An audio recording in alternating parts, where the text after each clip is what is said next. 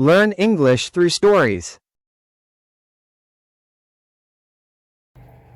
Finding My Own Way, a story of family, friendship, and self-discovery.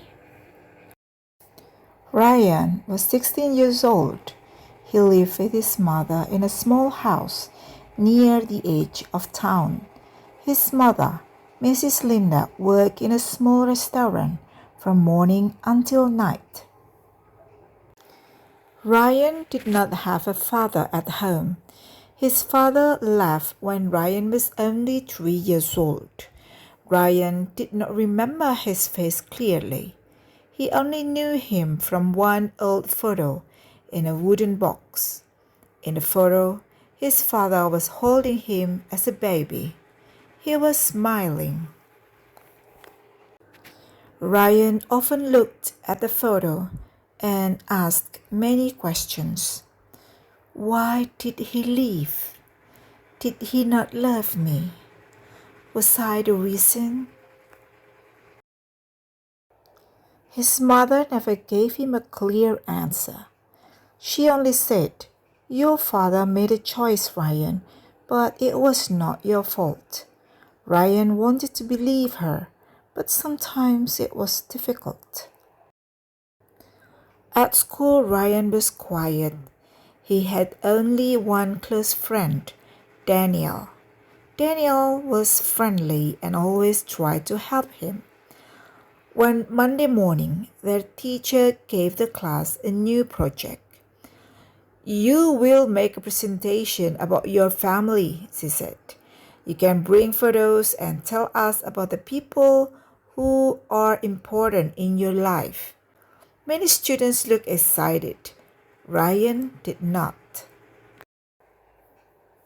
During lunch, Daniel showed Ryan a photo of his family.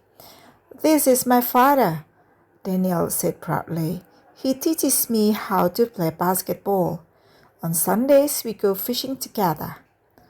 Ryan smiled, but inside he felt hurt. "You are lucky," Ryan said. Daniel stopped smiling. "I guess I am," he answered softly. That evening, Ryan went home and found his mother sleeping on the sofa. She was still wearing her restaurant uniform. There were 2 bags of food on the table. Ryan looked at her tired face. He wanted to feel thankful, but instead he felt angry. The next morning, he asked, "Why did Dad leave us?" His mother became quiet. "Ryan, we have talked about this before." "No, you talk. I only listened," Ryan said. His mother looked at him sadly. "Your father was not ready to be a parent." "That is not an answer." Ryan raised his voice. "Maybe he left because of you," he said. The room became silent. His mother's face changed. She looked hurt. Ryan immediately regretted his words, but he was too proud to say sorry. He took his school bag and left the house. At school, Ryan could not focus. During basketball practice, he played badly. He missed easy shots and shouted at his teammates. "Calm down," Daniel said. "Do not tell me what to do," Ryan shouted. Daniel looked surprised. "You have been angry all day. What is wrong with you?" "You would not understand." "Because I have a father?" Daniel asked. Ryan said nothing. Daniel picked up his bag. "You think my life is perfect, but you never ask me about my problems." Then Daniel walked away.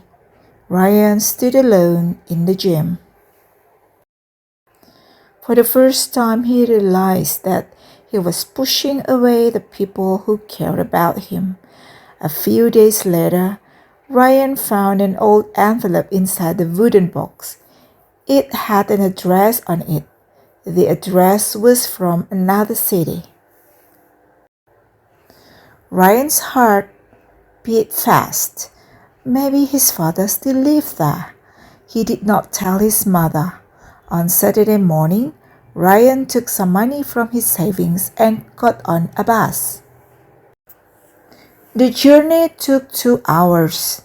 When he arrived, he walked through a narrow street and stopped in front of a small blue house. His hands were shaking. He knocked on the door. A woman opened it. "Yes?" she asked. I'm looking for Mr. Thomas Carter," Ryan said. The woman looked confused. "He does not live here anymore." Ryan felt disappointed. "Do you know where he is?"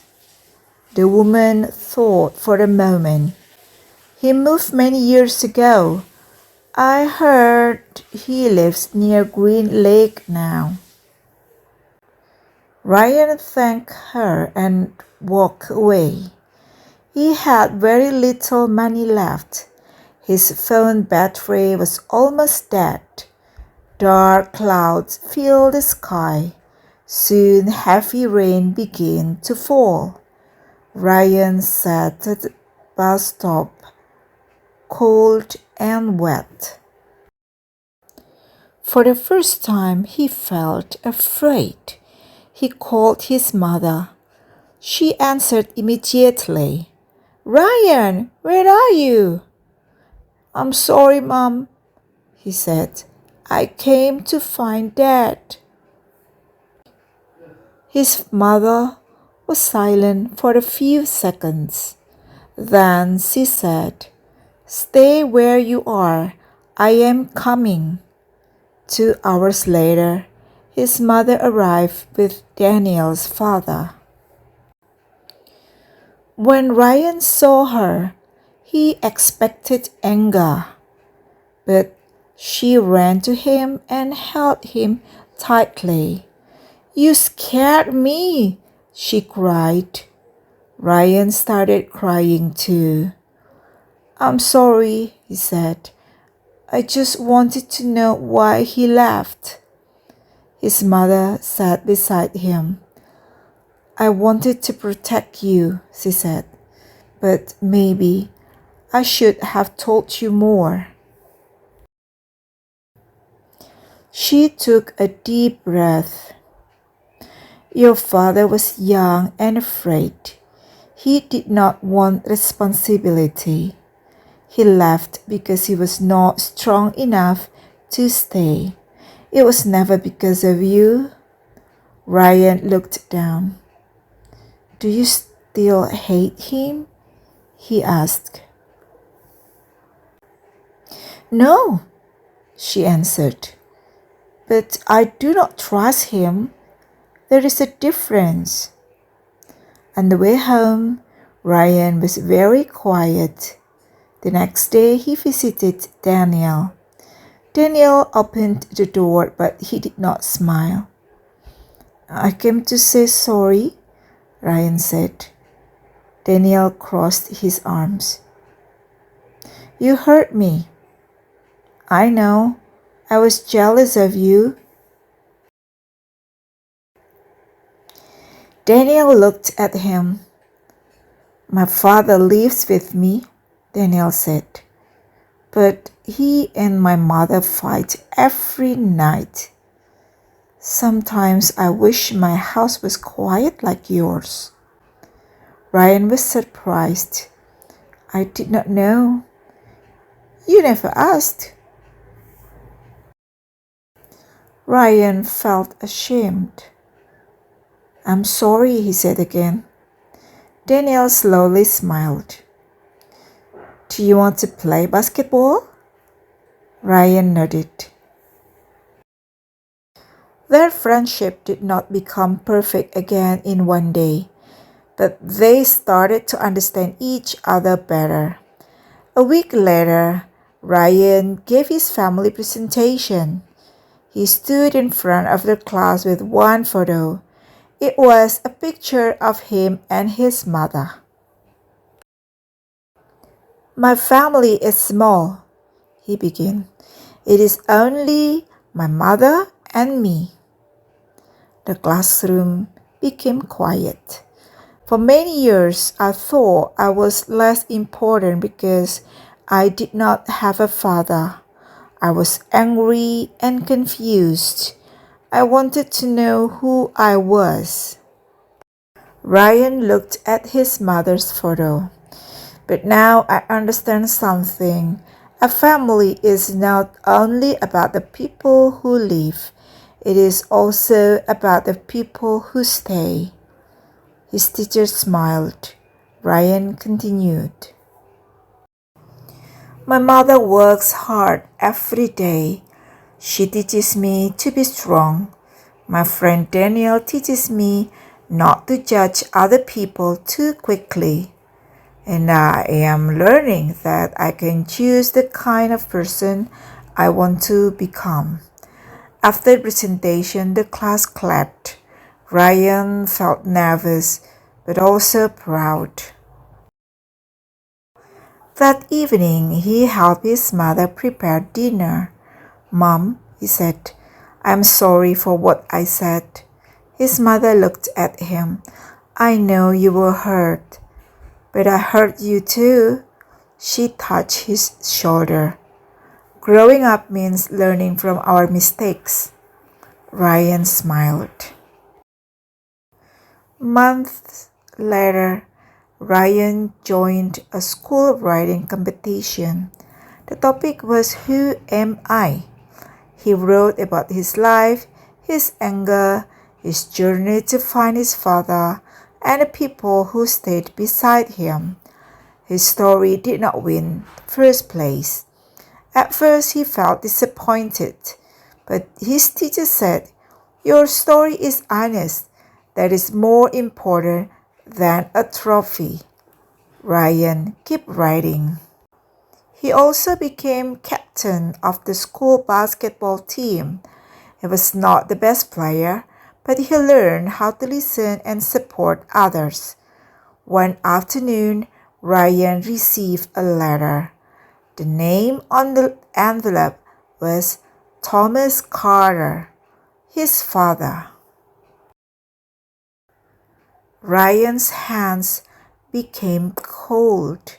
He opened it slowly. The letter said, Dear Ryan, I know I do not deserve to ask for your forgiveness. I was afraid and I made a selfish choice. I have thought about you for many years. I hope one day I can explain everything. Ryan read the letter 3 times. He did not know if he felt happy, angry, or sad. His mother sat beside him. What will you do? She asked. Ryan looked at the letter. I don't know yet. That is okay, she said. You do not have to decide today. For the first time, Ryan understood that forgiveness did not mean forgetting. It also did not mean he had to accept his father immediately. He needed time. That night, Ryan wrote a reply. Dear Dad, I have many questions. I am still hurt. Maybe one day I will meet you, but I am not ready now. I am learning to understand myself first. He placed the letter on his desk. Then he looked at his reflection in the window. For many years, Ryan believed he needed his father to tell him who he was. Now he knew that was not true. He was a son, he was a friend, he was a writer, he was a basketball player. He was someone who made mistakes, said sorry, and tried again. He was still growing. He was still searching, but he was no longer lost. Ryan finally understood that finding his identity was not about finding the person who left him. It was about seeing the strength inside himself and the love of the people who never left. And for the first time in his life, Ryan felt that he was enough.